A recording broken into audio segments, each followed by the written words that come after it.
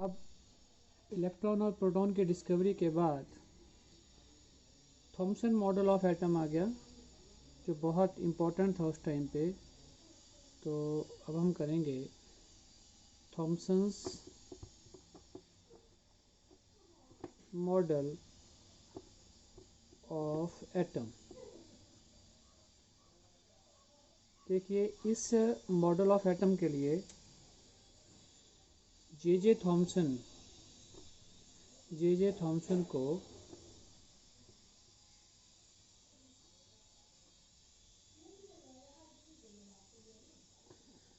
बहुत इम्पोर्टेंस मिली थी उस time,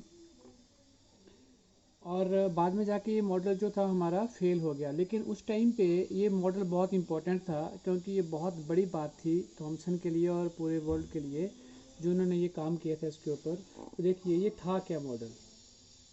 J Thomson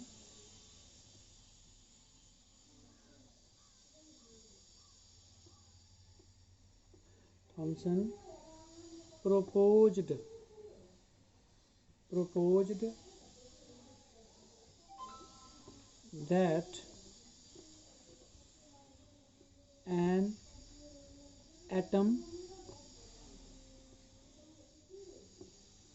consists of a uniform sphere in which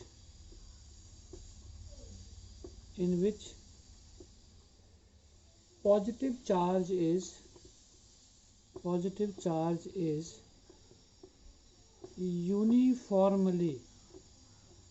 uniformly distributed।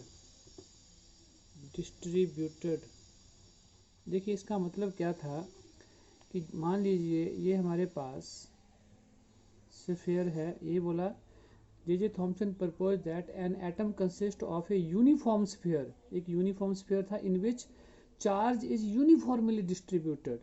तो ये जो पॉजिटिव चार्ज था वो क्या था, यूनिफॉर्मली। मतलब जैसे आप एक बात समझ लो, आप खीर खाते हैं दूध में बना के, वो सारी कैसी होती है, एक जैसी, सेम बिल्कुल। तो ये बिल्कुल सेम था, जो मैं अभी बोल रहा हूँ बिल्कुल सेम था। तो मैंने ये बहुत सारे यहाँ पे पॉजिटिव चार्ज लगा दिए, इसको बोला यूनिफॉर्मली डिस्ट्रीब्यूटेड। बट साथ में इन्होंने बोला कि यहाँ पे इलेक्ट्रॉन जो थे उसके ऊपर लगे हुए थे, electrons are embedded on it. तो हम लिखेंगे the electrons are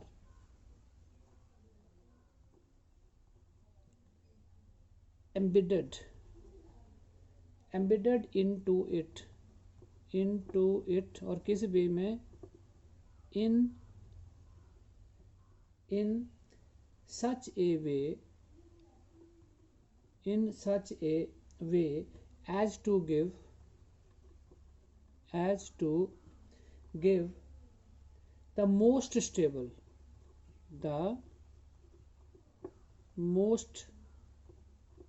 stable electrostatic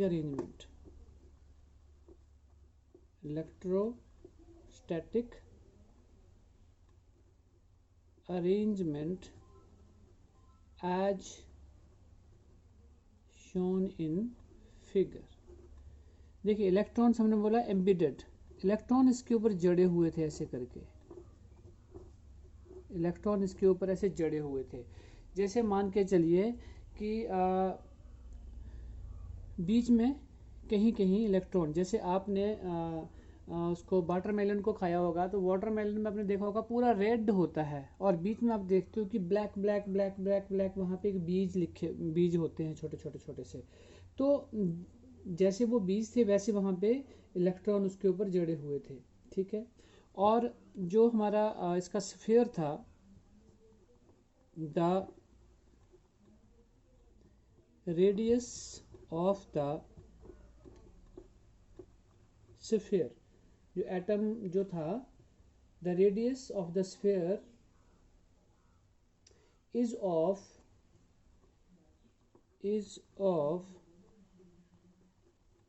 in the order of 10⁻⁻10 m, इसके बराबर था, ठीक है। और इसको क्या बोल सकते थे हम,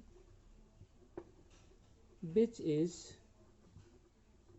equal to the, which is equal to the size of the atom, size of the atom। और फिर जो मैंने अभी आपको बात बोली कि जैसे हमने इसको वाटरमेलन भी बोल दिया, तो इसको हम this model is also called plum pudding model, plum pudding model, और also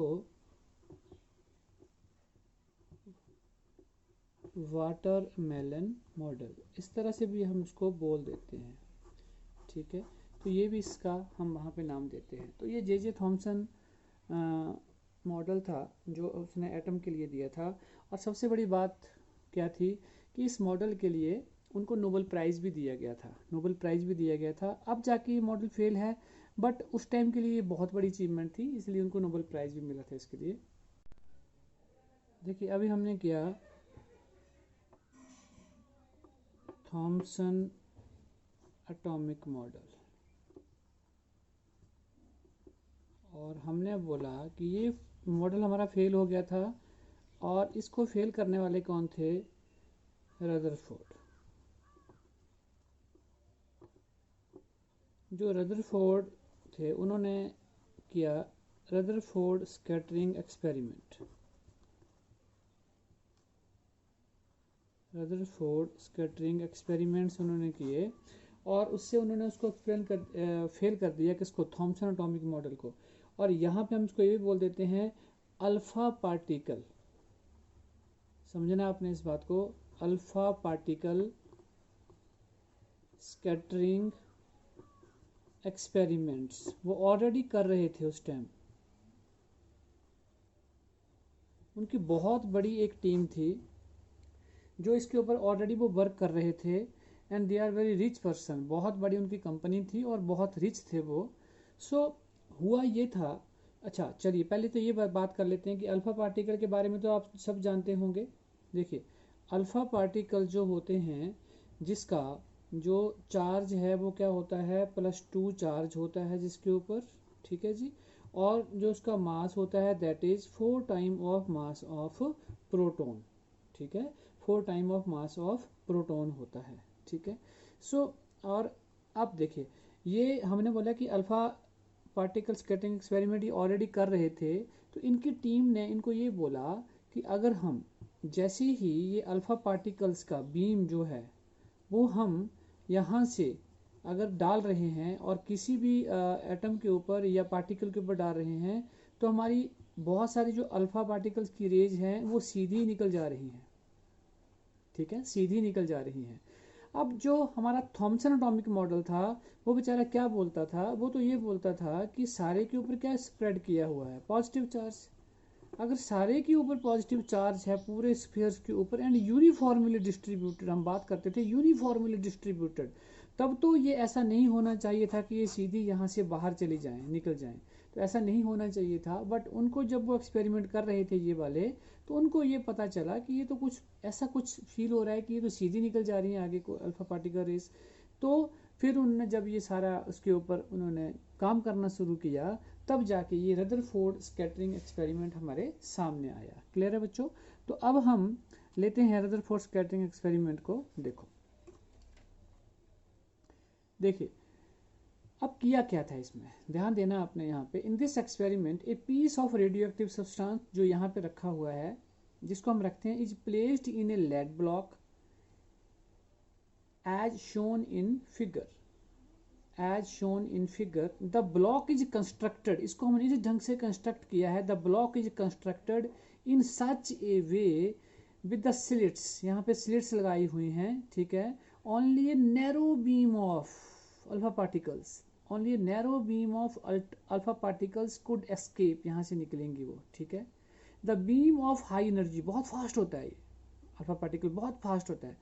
when these are strike with a thin metal foil, यहाँ पे हमारे पास एक फॉयल पड़ा हुआ है, किसका, गोल्ड फॉयल का, गोल्ड फॉयल का। तो क्या बोला हमने, the beam of high energy alpha particles was directed at a thin gold foil. तो वहाँ पे क्या हुआ, in order to detect the alpha particle after scattering, ठीक है, तो जब ये स्कैटर किया यहाँ पे, तो उसके लिए हमें एक मूवेबल स्क्रीन लगानी पड़ती है जो होती है कोटेड विद जिंक सल्फाइड, और वहाँ पे हमें सिंटिलेशन पॉइंट्स भी दिखे चमकते हुए, ठीक है। सो जब ये सारा एक्सपेरिमेंट हो रहा था, तो जब भी हम कोई एक्सपेरिमेंट करते हैं तो बच्चों आपको पता है कि वहाँ पे हम बोलते हैं कि यहाँ पे हमने क्या क्या ऑब्जर्व किया, क्या क्या वहाँ पे ऑब्जर्वेशंस की। So there are following observations, क्या क्या ऑब्जर्वेशंस आई वो डिस्कस करते हैं, ठीक है। तो इस एक्सपेरिमेंट से हमें क्या समझ में आया और क्या वहाँ से हमें मिला, तो हम लिखेंगे यहाँ पे the following observations are made. क्या थी वो? नंबर 1, पहली ऑब्जर्वेशन जो उन्होंने देखी, जो अभी हम बात भी कर रहे थे, उन्होंने बोला क्या कि most of the alpha particles, most of the alpha particles, मतलब इसे बोल सकते हैं कि 99% ऑलमोस्ट सारे passed through the gold foil, जो वहां लगाया हुआ था गोल्ड फॉयल, अनडिफ्लेक्टेड, कुछ भी नहीं हुआ, सीधे ही निकल गए, अनडिफ्लेक्टेड। अब ना हम एक यहाँ पे छोटी सी एक फिगर सी बनाते हैं, उससे हमें समझ में आ जाएगा कि हम क्या बोलना चाह रहे हैं।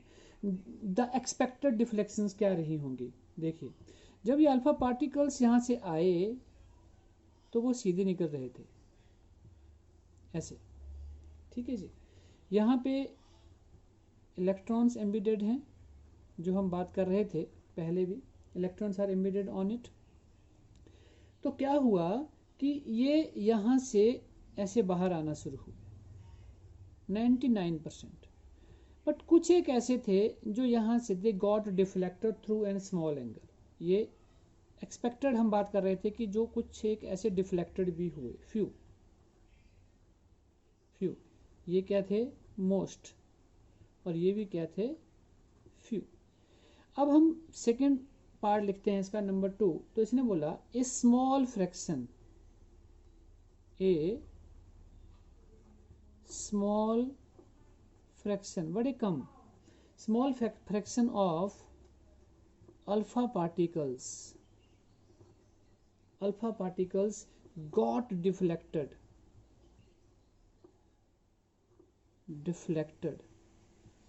कहाँ से? थ्रू स्मॉल एंगल, जो अभी हम बात करके हटे कि कुछ एक जो थे वो डिफ्लेक्ट हो गए। यहाँ पे फ्रैक्शन, स्मॉल फ्रैक्शन की बात कर रहे हैं, बिल्कुल थोड़े से। लेकिन थर्ड जो था वो तो हमने नाम लिया वेरी फ्यू, बड़े ही कम थे। Very few did not pass through the foil, वो गए ही नहीं, दे रिबाउंड बैक। वो कुछ ऐसे होंगे जो यहाँ टकराए और पीछे, कुछ टकराए पीछे, जैसे आप कैरम बोर्ड खेलते हैं, रिबाउंड बैक, तो वो सीधे पीछे चले गए। बट उसके लिए हमने क्या बोला था? वेरी फ्यू, ठीक है। मतलब ये बोल सकते हैं कि अगर 20,000 पार्टिकल यहाँ से निकलते हैं तो उनमें से एक ऐसा था जो पीछे को गया। तो these are the following observations जो हमने इस एक्सपेरिमेंट से हमें मिली। अब जो रदरफोर्ड था उसने इसको एक्सप्लेन भी किया बाद में कि हाउ इट इज़ पॉसिबल, ऐसा क्यों हुआ होगा, ऐसा मतलब क्या होगा वहाँ पे, उसके बारे में उसने हमें बताया। बात आती है एक्सप्लेनेशन की। तो रदरफोर्ड जो था उसने अपनी तीनों ही ऑब्जर्वेशंस को एक्सप्लेन भी किया कि ऐसा क्या था वहाँ पे, ऐसा क्या हुआ। तो देखिए, पहली ऑब्जर्वेशन जो हमने बोली थी उसको हम वैसे बोल देते हैं कि most of the alpha particle passes through the foil undeflected. तो उसने क्या बोला? उसने बोला इसका मतलब ये हुआ it means that there must be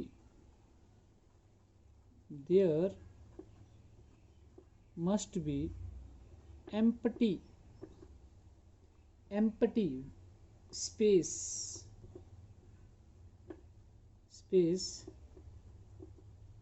with in the atom.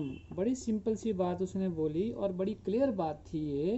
क्या बोला कि जब हम बोल रहे थे कि most of the alpha particle passes through the foil, मतलब वहाँ से सीधे ही वो, हम क्या बात कर रहे थे कि वो सीधे निकल रहे थे। इसका मतलब बीच में जो स्पेस था वो क्या था, एम्प्टी था। It means that there must be empty space within the atom, उसके बीच में एम्प्टी स्पेस था। तो ये पॉइंट बिल्कुल क्लियर हो गया वहाँ पे कि एटम कुछ ऐसा होगा, स्फीयर की तरह होगा, लेकिन बीच में से हमें खाली स्पेस मिलेगा। सेकंड उसने क्या बोला था, small fraction of alpha particle यहाँ पे got deflected through and small angle, कि एक स्मॉल एंगल के साथ वो डिफ्लेक्ट हुए। ठीक है जी। तो उसके लिए उन्होंने क्या बताया, उसने ये बोला it means that there is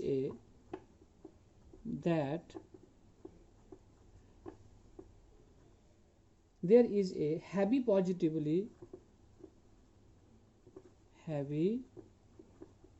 positively charged mass present in the atom, present in the atom। तो इसका मतलब क्या हो गया कि अगर कोई यहाँ पे बीच में कोई हैवी पॉजिटिवली चार्ज मास है तो वो उससे टकराए होंगे। ठीक है। And they got deflected through small angle, तो वो एक स्मॉल एंगल के साथ यहाँ से डिफ्लेक्ट करके, यहाँ पे वो डिफ्लेक्ट करके। अब बात आती है तीसरे की। तो थर्ड जो उन्होंने ऑब्जर्वेशंस दी थी कि very few did not pass through the foil, मतलब वो पास ही नहीं कर पाए। तो अगर वो पास नहीं कर पाए तो उसने क्या बोला, then there is a direct collision, मतलब सीधा ही उनका कोलिजन हो गया किसके साथ, विद द जो भी मास वहां पे था, हैवी पॉजिटिवली चार्ज्ड मास। तो क्लियर हो रही है बात सबको। तो देखो तीन ऑब्जर्वेशंस हमने की। वहां पे हमने साफ साफ बोला था कि most of the alpha particle pass through the foil undeflected, नहीं किए पास, तो इसका मतलब वहाँ पे एम्प्टी स्पेस था। दूसरा हमने बोला कि वो स्मॉल एंगल के साथ हुए, तो इट मीन्स वो जो हैवी मास था उसके साथ टकराए, वो साइड में चले गए। और यहाँ पे तीसरा जो हमने बोला कि वो रिबाउंड बैक हो गए, सीधे पीछे को चले गए, तो वो डायरेक्ट कोलिजन हो गया उनका, सीधा जब कोलिजन हुआ तो वो सीधे पीछे को वापिस हो गए। तो ये था रदरफोर्ड स्कैटरिंग एक्सपेरिमेंट। अब हम इसका करेंगे Rutherford nuclear model of the atom. So बच्चों अब हम आ चुके हैं Rutherford nuclear model of atom. अभी हमने रदरफोर्ड स्कैटरिंग एक्सपेरिमेंट किया था, तो Rutherford nuclear model of atom बन गया फिर, कि मतलब एटम के उसने मेन फीचर्स बताए कि एटम में क्या हो सकता है, क्या पॉसिबिलिटीज़ थी। तो जो उसने अपने मेन पोस्टुलेट्स उसके बारे में डिस्कस किए, तो वन बाय वन हम सारे डिस्कस करते हैं। देखो, he said in an atom the entire mass and the positive charge is concentrated in a very small region at the center and it is known as nucleus। देखो इसका meaning क्या था, इस चीज़ को अब आपने समझना है। यहाँ पे आपको समझाता हूँ। वहाँ पे देखिए हम बात क्या कर रहे थे, हम बोल रहे थे कि ऐसे करके हमारे पास एक एटम है जो एक स्फीयर की तरह है। ठीक है। और ये सारा जो स्फीयर है वहाँ पे पॉजिटिव चार्ज है और यहाँ पे इलेक्ट्रॉन्स एम्बेडेड हैं इसके ऊपर ऐसे करके। ठीक है जी। अब हम जो बात कर रहे थे कि हमने यहाँ पे बोला था कि कुछ एक पार्टिकल हमारे सीधे निकल गए, कुछ हमारे डिफ्लेक्टेड हो गए, और वेरी फ्यू जो थे वो रिबाउंड बैक हो गए पीछे को। तो इट मीन्स उसे ये लगा in an atom the entire mass, जो इसका सारा मास है एटम का, ठीक है, वो कंसंट्रेट कर रहा है, positive charge is concentrated in a very small region, बिल्कुल बीच में, ठीक है, in a very small region at the centre, ठीक है, and that is known as, उसको इसने नाम दिया न्यूक्लियस, ठीक है, क्या नाम दिया, न्यूक्लियस, ठीक है। अब उसके बाद हम जैसे बात कर रहे थे कि द पॉजिटिव चार्ज, देखिए हम पहले पॉइंट में कहाँ आ गए, पॉजिटिव चार्ज के ऊपर, तो सेकंड पॉइंट भी हमारा कहाँ से शुरू हो रहा है, पॉजिटिव चार्ज से। तो ऐसे भी आपने इसको याद रखने का तरीका समझना है। The positive charge of the nucleus is due to, किसकी वजह से था, प्रोटॉन, सारे जानते हैं प्रोटॉन की वजह से था। दो ही तो चीज़ें थी, एक इलेक्ट्रॉन थे और एक प्रोटॉन थे। तो इलेक्ट्रॉन के ऊपर नेगेटिव होता है तो प्रोटॉन के ऊपर क्या होगा, पॉजिटिव होगा। The positive charge of the nucleus is due to, किसकी वजह से होगा, वो प्रोटॉन की वजह से, ठीक है जी। अब हम आते हैं नेक्स्ट, तो नेक्स्ट में क्या था, थर्ड में क्या था, the mass of the nucleus is due to proton and some other neutral particle. देखो इसने कुछ न्यूट्रल पार्टिकल की बात की थी, लेकिन उस टाइम तक हमें पता नहीं था, ठीक है, लेकिन बाद में जाके 1932 में चैडविक ने ये क्लियर किया था कि यहाँ पे एक और पार्टिकल्स होते हैं, उसे हम न्यूट्रल पार्टिकल्स बोलते हैं या न्यूट्रॉन बोलते हैं। फोर्थ था, the nucleus is surrounded by the negatively charged electron which balance the positive charge on the nucleus, thus the atom is electrically whole neutral। देखिए बड़ी सिंपल सी बात थी, जब हम पीछे बात कर रहे थे तो हम क्या बोल रहे हैं, the nucleus is surrounded by the negatively charge electron. तो वो बड़ी क्लियर सी बात है कि अगर हमारे पास यहाँ पे न्यूक्लियस है और इसके बीच में पॉजिटिव चार्ज है, तो इसके चारों तरफ कौन रिवॉल्व करेंगे, इलेक्ट्रॉन। और हम बार बार ये बात बोल रहे थे कि जो एटम है it is electrically whole neutral, means positive और नेगेटिव सेम रहेगा, ठीक है, इलेक्ट्रिकली होल क्या होगा, न्यूट्रल। तो वही बात उसने हमें यहाँ पे क्लियर करके बताई कि क्या होगा।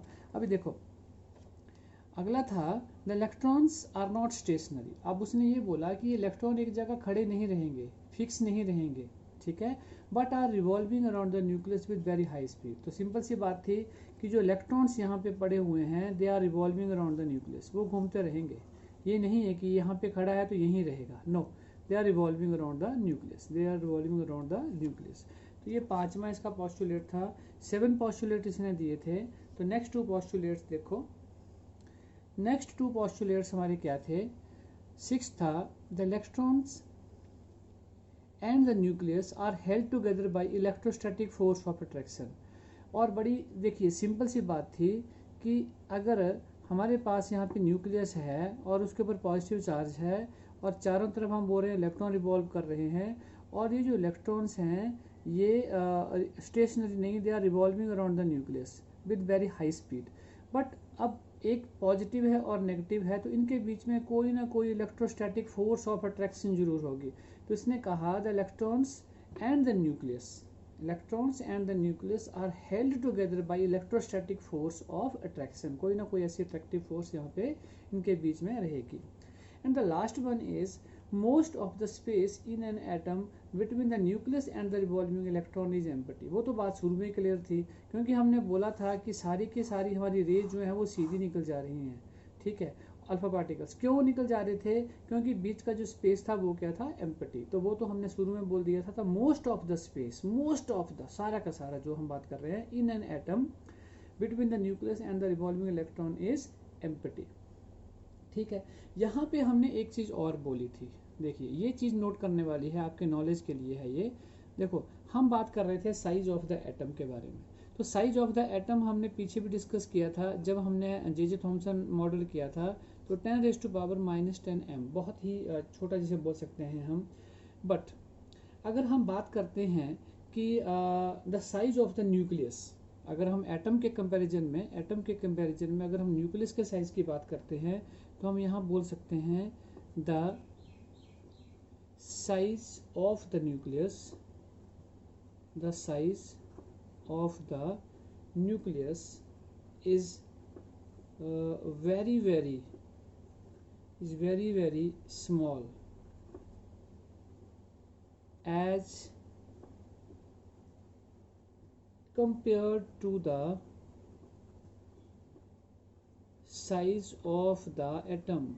बात बड़ी क्लियर थी कि न्यूक्लियस का साइज बहुत ही स्मॉल था एज कम्पेयर टू एटम। अगर हम एटम की बात करें, अभी हम बोल रहे थे, तो 10⁻⁻10 m, ठीक है जी।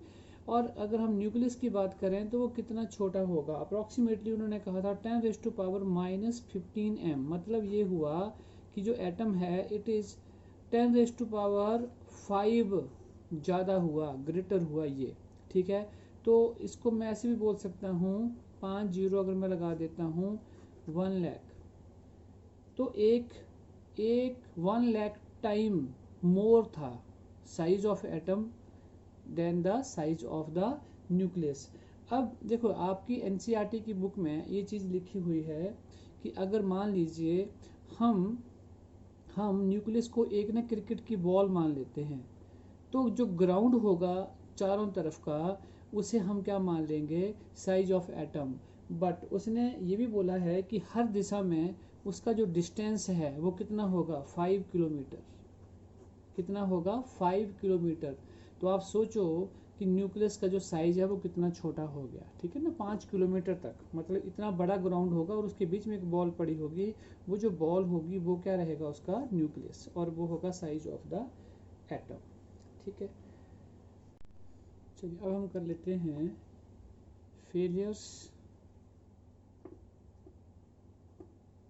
Failures of Rutherford's model. तो बच्चों इसमें जो मेन इसका फेलियर रहा वो यही था कि जो एटम था उसकी स्टेबिलिटी को ये एक्सप्लेन नहीं कर सका। He can not explain the stability of atom, उसको वो एक्सप्लेन नहीं कर सका। देखो मान के चलो अगर हमारे पास यहाँ पे प्रोटॉन है और यहाँ पे हमारे पास इलेक्ट्रॉन है, क्या है, इलेक्ट्रॉन है। तो इलेक्ट्रॉन जो है एक चार्ज पार्टिकल है और वो क्या होगा, एक्सेलरेटेड है, क्योंकि उसकी वेलोसिटी चेंज हो रही है, उसकी डायरेक्शन भी चेंज हो रही है, और वो रेडिएशन एमिट करेगा।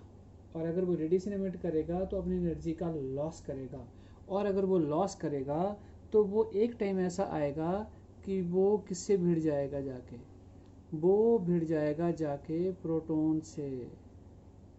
देखो जैसे मैं आपसे बात कर रहा था अभी कि ये चार्ज पार्टिकल है, और अगर ये एक्सेलरेटेड है क्योंकि वेलोसिटी चेंज हो रही है, उसकी डायरेक्शन भी चेंज हो रही है, और अगर वो रेडिएशन एमिट करेगा, एनर्जी लूज करेगा, तो एनर्जी जब लूज करेगा तो वो क्या करेगा, करते करते करते करते करते वो प्रोटॉन से भिड़ जाएगा। और अगर वो प्रोटॉन से भिड़ जाएगा तो एटम यहाँ पे क्या हो जाएगा, डिस्ट्रैक्ट, ख़त्म हो जाएगा, वो जीरो हो जाएगा, मतलब एटम नहीं रहेगा। और ऐसा पॉसिबल नहीं है, ऐसा पॉसिबल नहीं है।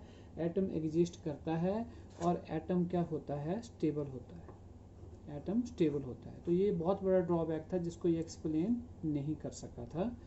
नंबर 2 है इसका, नंबर 2 है ही कैनॉट एक्सप्लेन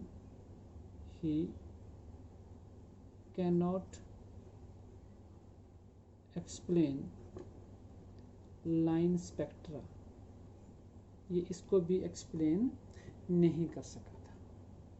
की तरफ बढ़ते हैं। नेक्स्ट टॉपिक हमारा है कंसेप्ट ऑफ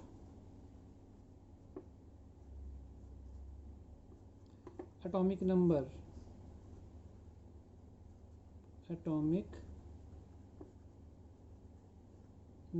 यहाँ पे हम मास नंबर के बारे में पढ़ेंगे और डिस्कवरी ऑफ न्यूट्रॉन के बारे में भी पढ़ेंगे, माइनर सा, छोटा सा।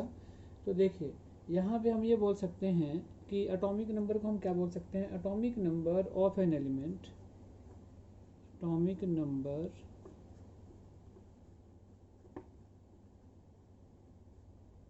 Of an element is equal to the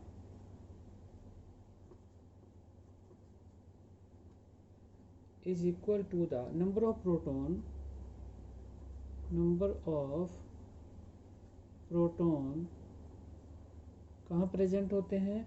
present in the nucleus, present in the nucleus, और द नंबर ऑफ इलेक्ट्रॉन्स, वो कहाँ प्रेजेंट होते हैं? प्रेजेंट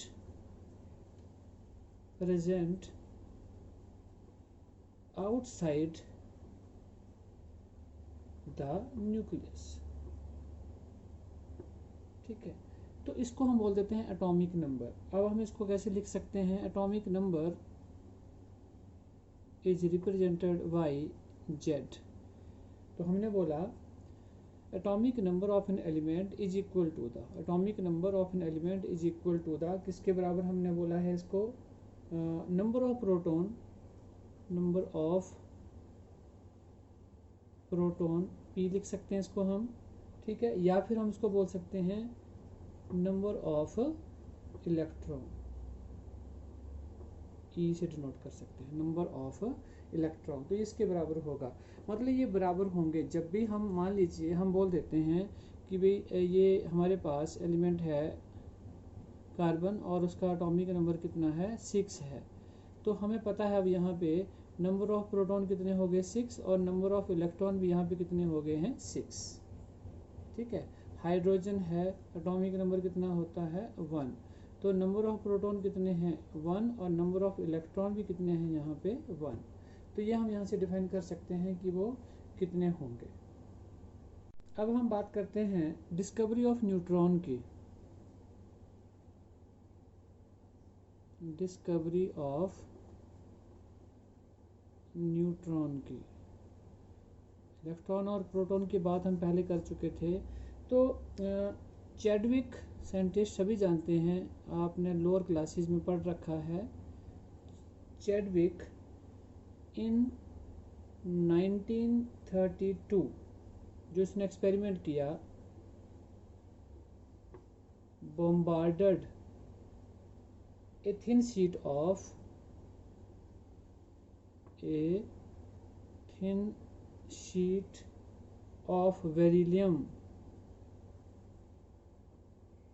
beryllium element with किसके साथ? अल्फा पार्टिकल्स एंड क्या ऑब्जर्व किया इसने? And observed highly penetrating rays which consist of streams of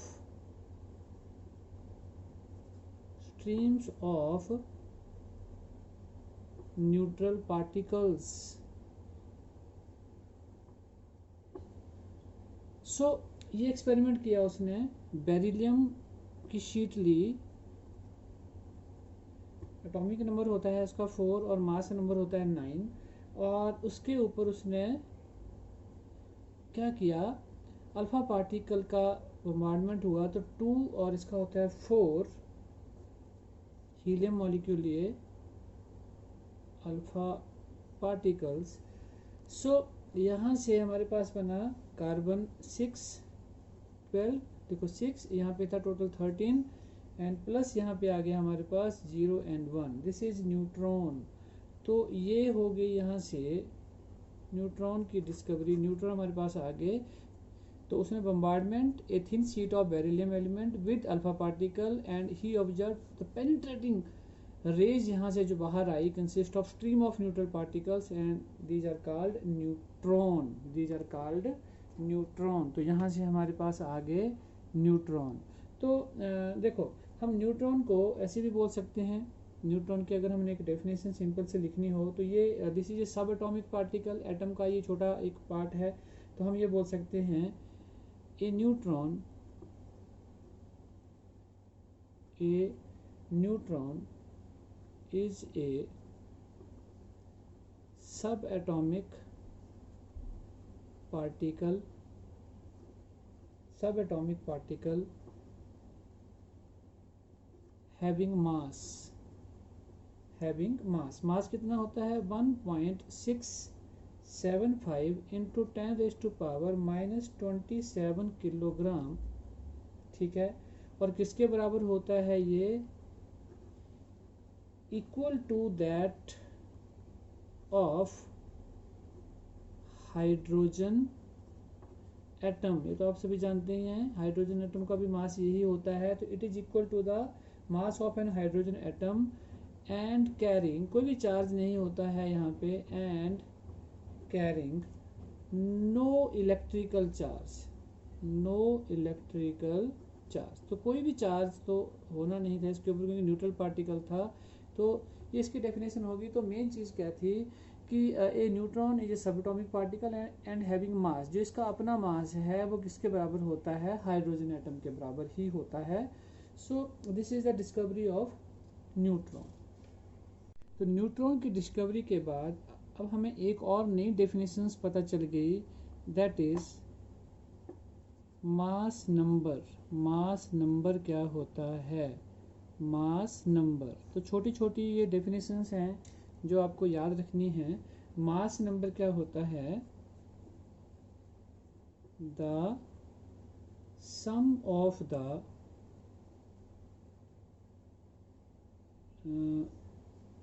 neutrons and proton is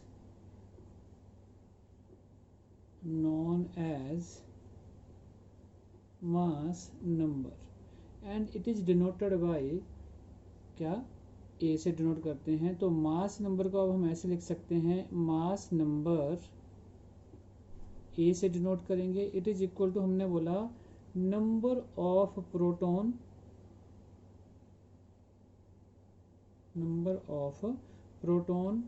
plus number of neutrons. तो ये डेफिनेशन हमारे पास हो गई किसकी, मास नंबर की। मास नंबर क्या होता है, ए। अब अगर हमने इसको ना वैसे ही एक शो करना हो, वैसे ही याद रखने के लिए, तो मान लीजिए लेट एक्स, हम कोई भी एक एलिमेंट मान लेते हैं, तो इसको हम लिख देंगे कि ये सिंबल मान लेते हैं, इसको हम सिंबल ऑफ एनी एलिमेंट, किसी भी एलिमेंट का सिंबल हो सकता है ये, एक्स वाई जेड, कुछ भी, कार्बन का, हाइड्रोजन का, नाइट्रोजन का, कुछ भी। और उसके ऊपर यहाँ लिखा होगा ए और यहाँ लिखा होगा जेड, ठीक है जी। तो हम अब इसका मीनिंग समझ गए, ऐसे कभी लिखा होगा तो हम बोलेंगे कि ये क्या है, जेड क्या है यहाँ पे, एटॉमिक नंबर, जेड क्या है यहाँ पे, एटॉमिक नंबर, और ए क्या है यहाँ पे, मास नंबर। समझ रहे बात आप, ए क्या है यहाँ पे, मास नंबर, और जेड क्या है यहाँ पे, एटॉमिक नंबर, और एक्स क्या है यहाँ पे, कोई भी एलिमेंट हो सकता है, एक्स वाई जेड कुछ भी। तो यहाँ से देखो हम अब अगर कोई भी हमारे पास हो और नंबर ऑफ न्यूट्रॉन निकालने हो, अगर हमने नंबर ऑफ न्यूट्रॉन निकालने हो, तो यहाँ से एक और फार्मूला चलो हमारे पास आ गया, नंबर ऑफ न्यूट्रॉन अगर निकालने हो, अगर हमें ये दिया हो ए और जेड, तो हम लिखेंगे ए माइनस जेड। एक एग्जांपल ले लेते हैं। फॉर एग्जांपल हमारे पास कोई भी हमने ले लिया ऑक्सीजन 8 और ऊपर है 17, ठीक है जी। तो अगर हमारे इसको ये बोलते हैं कि नंबर ऑफ न्यूट्रॉन्स यहाँ से आप निकालिए, तो हम बोलेंगे number of neutron is equal to क्या है, ए ये है हमारा, तो 17 माइनस 8, तो कितना आ गया हमारे पास ये 9। तो 9 के आगे यहाँ पे नंबर ऑफ न्यूट्रॉन्स की, न्यूट्रॉन्स की वैल्यू ये है। तो अब आप किसी भी सिंबल को, किसी भी इसको माइनस करके यहाँ से निकाल सकते हो नंबर ऑफ न्यूट्रॉन्स। तो इस सिंबल से हमें ये चीज़ क्लियर हो जाएगी।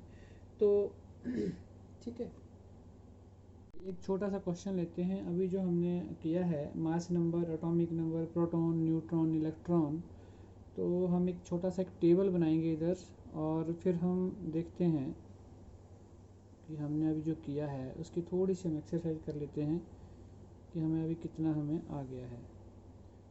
सो मैं ये टेबल बना रहा हूँ। इस टेबल में हमें खाने कितने बनाने हैं, 6, 1 2 3 4 एंड 5 एंड 6।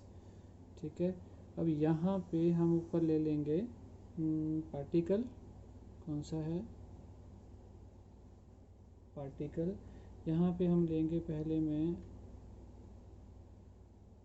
मास नंबर, फिर हम लेंगे यहाँ पे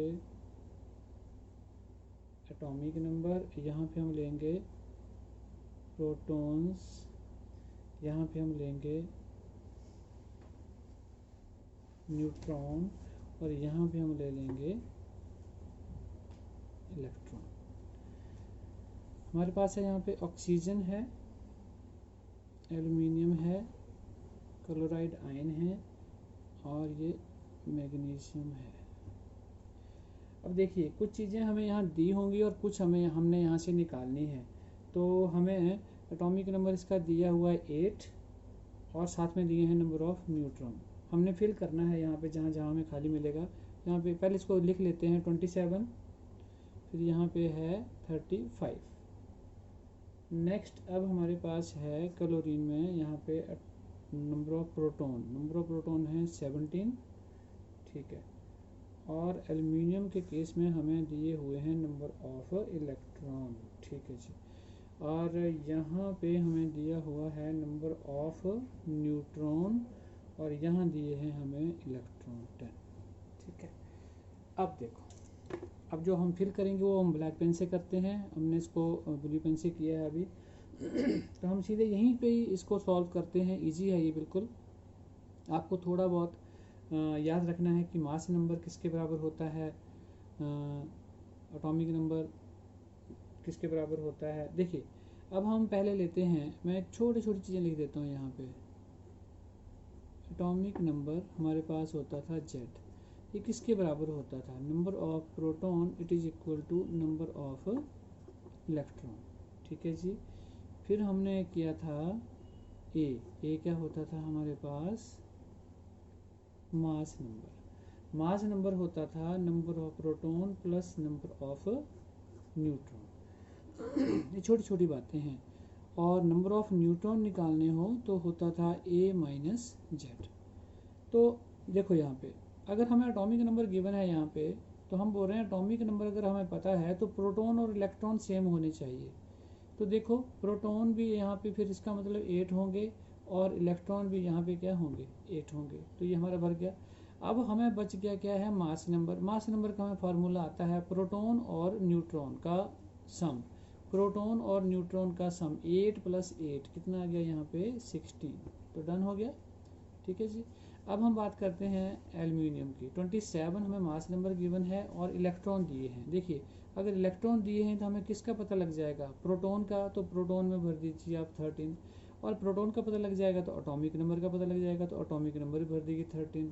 ठीक है जी, नंबर ऑफ न्यूट्रॉन निकालने हैं। तो देखो न्यूट्रॉन क्या होता था, A माइनस जेड, मतलब ये माइनस ये, मास नंबर माइनस ये एटॉमिक नंबर। तो 27 में से 13 गया तो यहाँ पे कितना आ गया 14। ठीक है जी, बात क्लियर हो रही है सबको। तो ठीक है, हाँ जी। अब देखिए क्लोरीन की हम बात करते हैं। क्लोरीन में हमें दिया हुआ है मास नंबर और साथ में दिए हैं नंबर ऑफ प्रोटॉन। अब यहाँ पे थोड़ा सा एक चेंज आएगा। चेंज क्या है, ये ना आइंस में है, Cl नेगेटिव। अब एक चीज़ का ध्यान देना है, जब भी नेगेटिव हो तो इलेक्ट्रॉन बड़े होते हैं और जब पॉजिटिव होता है तो इलेक्ट्रॉन कम हो जाते हैं। अब नंबर ऑफ प्रोटॉन हम बोलते हैं किसके बराबर होते हैं, नंबर ऑफ इलेक्ट्रॉन के बराबर। पर वो कब होते हैं, जब ये न्यूट्रल पार्टिकल हो तो। लेकिन जब ये कोई भी यहाँ पे पॉजिटिव या नेगेटिव चार्ज हो तो उसके अकॉर्डिंगली यहाँ पे हम चलेंगे। तो देखिए अब नंबर ऑफ प्रोटॉन पता है तो अब क्लियर हो गया कि 17 यहाँ पे एक माइनस है तो इसका मतलब नंबर ऑफ इलेक्ट्रॉन ज़्यादा हो जाएंगे। तो एक ज़्यादा हो गया, कितने हो गए यहाँ पे 18 हो गए। ठीक है, और अब बात आती है एटॉमिक नंबर की। तो एटॉमिक नंबर सेम ही रहता है, किसके बराबर होगा, वो नंबर ऑफ प्रोटॉन के बराबर ही होगा। तो नंबर ऑफ प्रोटॉन अगर 17 है तो यहाँ पे क्या होगा 17। तो नंबर ऑफ न्यूट्रॉन तो हम निकाल सकते हैं, वो तो A माइनस जेड होता है। तो वो फिर से क्या आ गया हमारे पास 18, क्या आ गया 18। अब हम बात आते हैं लास्ट वाले केस में। यहाँ पे 2 पॉजिटिव है। देखिए 2 पॉजिटिव है तो फिर से बात आ गई, इलेक्ट्रॉन अगर यहाँ पे लॉस हो रहा है, हम बोल रहे हैं 2 का लॉस हो रहा है। अगर यहाँ पे 10 है तो इट मीन्स यहाँ पे लॉस हुआ है, तो 2 का लॉस हुआ, इट मीन्स 10 + 2, मतलब अगर नंबर ऑफ प्रोटॉन की बात करें तो यहाँ पे 12 होने चाहिए। कितने होने चाहिए? 12 होने चाहिए। और जो नंबर ऑफ प्रोटॉन होते हैं वही एटॉमिक नंबर होता है, तो ये भी 12 हो गए। ठीक है जी। और मास नंबर तो हम पता कर ही सकते हैं जब हमें ये दोनों पता हों। तो यहाँ पे हमारे पास आ गया 24 प्रोटॉन प्लस न्यूट्रॉन, तो क्या आ गया 24। तो ये अब हमने फिल कर लिया। ठीक है, तो ये आपने एक्सरसाइज जरूर करनी है और खुद भरना है इस टेबल को। आपने रफ कॉपी के ऊपर इस टेबल को बनाना है एंड देन खुद इसकी प्रैक्टिस करनी है। तो आपकी जितनी भी डेफिनेशंस हमने अभी पीछे की हैं वो सारी की सारी हमारी जो हैं वो रिवाइज हो जाएंगी। 3 डेफिनेशंस और यहाँ पे आ जाती हैं जो आपने लोअर क्लासेज में भी कई बार पढ़ी हुई हैं, आइसोटोप्स, आइसोबार्स एंड आइसोटोन्स। तो 1 बाय 1 हम सभी को ले लेते हैं। तो पहली डेफिनेशन हमारी है आइसोटोप्स, और फिर भी आपने बड़े ध्यान से समझनी है कुछ बातें यहाँ पे। तो हम सबसे पहली डेफिनेशन ले रहे हैं आइसोटोप्स। तो आइसोटोप्स क्या होते हैं? Atoms of the same element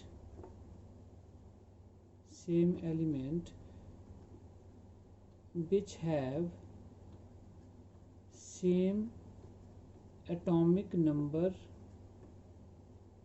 but different mass number। बहुत सिंपल सी डेफिनेशन है। हमारे पास हाइड्रोजन के 3 आइसोटोप होते हैं। हाइड्रोजन का 1H1, 1H2, 1H3। इसको हम हाइड्रोजन बोल देते हैं, प्रोटियम भी बोल देते हैं। तो प्रोटियम, इसका नाम होता है ड्यूटेरियम, और इसका होता है ट्रीटियम। तो देखो यहाँ पे हम बात कर रहे हैं atoms of the same element. तीनों ही जो एटम है किसके हैं? हाइड्रोजन के हैं। Atoms of the same element, same element के हैं, which have same atomic number. देखो 1 1 1, नीचे क्या होता है? एटॉमिक नंबर भी हम बोल के आए थे 1 1 1, बट डिफरेंट मास नंबर। तीनों का मास नंबर क्या है? यहाँ पे डिफरेंट है। क्या है? डिफरेंट है। यहाँ पे अगर आपने वैसे लिखना हो तो यहाँ पे इसका जो Z है वो क्या है? 1 है, मतलब एटॉमिक नंबर, और मास नंबर क्या है? यहाँ पे 1 है। यहाँ पे Z क्या है? 1 है, और मास नंबर क्या है? 2 है। यहाँ पे Z 1 है और मास नंबर क्या है? हमारे पास 3 है। और यहाँ से आप नंबर ऑफ न्यूट्रॉन यहाँ तो होंगे ही नहीं, क्योंकि 1 - 1 हो जाएगा। यहाँ पे 1 न्यूट्रॉन होगा A - Z, और यहाँ पे 2 न्यूट्रॉन होंगे क्योंकि 3 - 2। ठीक है जी। तो ये तो होगी हमारी सिंपल सी डेफिनेशन, जिसे हम क्या बोल देते हैं? आइसोटोप्स। अब हम एक और डेफिनेशन लेते हैं यहाँ पे, और उसका नाम होता है हमारे पास isobars.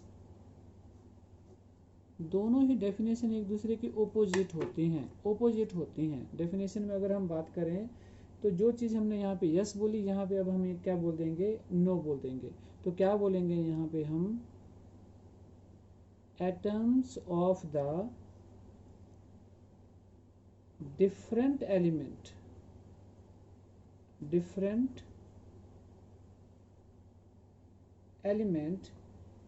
having the same mass number but different atomic number are called isobars. बात क्लियर हो रही है आपको? हम क्या बोल रहे हैं? Atoms of different element. अब ये ना कहानी थोड़ी सी चेंज हो गई है। अब चेंज क्या हो रही है कहानी, देखिए जरा यहाँ पे। अब हमें एग्जांपल से थोड़ा सा ये क्लियर हो जाएगा। एक चीज़ देखो, मैं यहाँ पे इसको बाद में लिखते हैं, पहले हम एक एग्जांपल ले लेते हैं, उससे हमें ये क्लियर हो जाएगा कि ये क्या है। देखिए मैं यहाँ पे ले रहा हूँ, एक हमारे पास है आर्गन होता है 1840। एक हम यहाँ पे ले रहे हैं पोटासियम, ये होता है 1940। और एक और हम यहाँ पे ले रहे हैं कैल्शियम, और ये होता है 20, और ये ऊपर क्या होता है मास नंबर 40। ध्यान देना अब यहाँ पे। अब देखो मैं यहाँ पे इसके ब्रैकेट में लिख रहा हूँ, नीचे क्या है प्रोटॉन, तो 18 क्या है यहाँ पे प्रोटॉन, और 40 माइनस 18 तो क्या हो गया 22 क्या हो गया यहाँ पे न्यूट्रॉन्स। क्लियर हो रही बात। यहाँ पे 19 प्रोटॉन है, 19 प्रोटॉन है, और इससे माइनस किया तो कितने आ गए 21 यहाँ पे क्या आ गए न्यूट्रॉन आ गए। और फिर यहाँ पे 20 हमारे पास क्या है प्रोटॉन है, और 40 में से 20 गया तो 20 हमारे पास क्या है यहाँ पे न्यूट्रॉन है। अब एक चीज़ जो यहाँ पे मेन है वो आपने नोट कर लेनी है यहाँ पे, और वो क्या है यहाँ से जो हमें क्लियर होती है बात, the sum of proton and neutron, the sum of proton and neutron in the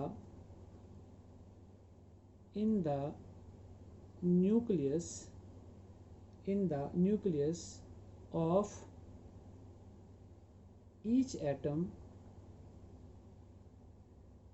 is the same। अब ध्यान देना यहाँ पे, the sum of proton and neutron in the nucleus of each atom is the same। अब इन तीनों को देखो, यहाँ पे है प्रोटॉन एंड, देखिए प्रोटॉन एंड न्यूट्रॉन, इसका सम देखो कितना है 22 प्लस 18 40, 21 प्लस 19 40, 20 प्लस 20 कितना आ गया 40।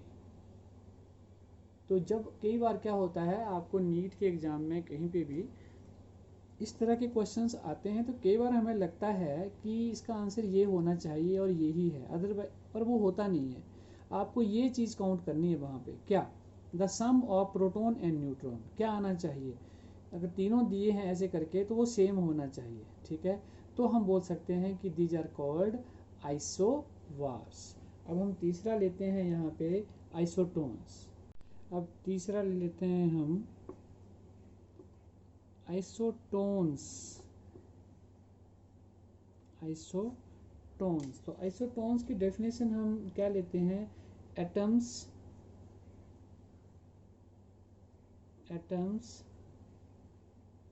having same number of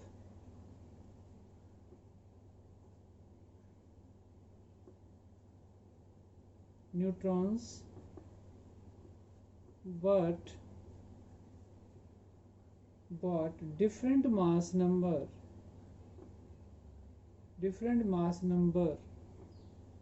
are called isotones. देखो बच्चों, अब हम इसको एग्जांपल से समझ लेते हैं जो हम बोल रहे हैं। हमारे पास देखिए एक है यहाँ पे सिलिकॉन 14 और इसका होता है 30, तो इसके नंबर ऑफ प्रोटॉन कितने हैं 14 यहाँ पे हैं प्रोटॉन, और 16 यहाँ पे क्या हैं न्यूट्रॉन। यही हुआ ना, 30 में से 14 गए तो कितने आ गए 16 न्यूट्रॉन, और ये क्या होते हैं प्रोटॉन, ये आ गया हमारे पास। दूसरा हमारे पास है फॉस्फोरस, तो फॉस्फोरस को हम लेते हैं 15 और यहाँ पे 31, तो यहाँ पे देखो ये प्रोटॉन आ गए तो 15 हमारे पास आ गए प्रोटॉन, और इसमें से ये माइनस गया तो कितने हो गए 16 क्या हो गए हमारे पास neutron. And the last one is हमारे पास आ गया सल्फर, तो सल्फर होता है 16 और यहाँ पे 32। तो जब ये 16 देखा तो 16 क्या हो गया यहाँ पे हमारे पास प्रोटॉन, और 32 में से 16 गए तो क्या हो गए 16 क्या हो गए हमारे पास न्यूट्रॉन। तो डेफिनेशन में मैंने क्लियर बोला है atoms having same number of neutron, तो तीनों में देख लो आप 16, 16 एंड 16 तीनों में ही क्या है बट डिफरेंट मास नंबर। अब ध्यान देना यहाँ पे मास नंबर एक में 30 है, एक में 31 है और एक में 32 है, तो डिफरेंट मास नंबर चाहिए और नंबर ऑफ न्यूट्रॉन्स क्या चाहिए यहाँ पे हमें सेम। तो ऐसे हम बोल देते हैं आइसोटोन्स।